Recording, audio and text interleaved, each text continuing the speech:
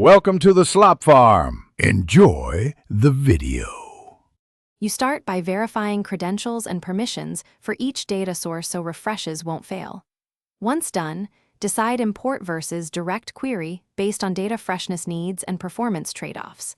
Now open Power BI Desktop and connect to your source. Select Get Data, pick the connector, and authenticate. Make sure to preview tables and apply basic transforms so schema aligns. These first actions establish a stable foundation for refresh schedules and incremental updates. You don't want surprises later. Next, you transform data in Power Query. Filter unnecessary rows, set correct data types, merge and append tables where appropriate. Once your tables are clean, apply load settings and close and apply to commit changes. Then build relationships and tune your model into a star schema so visuals query efficiently. For large datasets, configure incremental refresh policies and define date partitions to reduce refresh time. Make sure to test a full and incremental refresh locally to validate logic before publishing.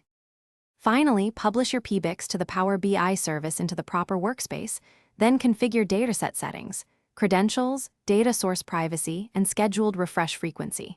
Once scheduled, monitor refresh history and usage metrics to confirm success.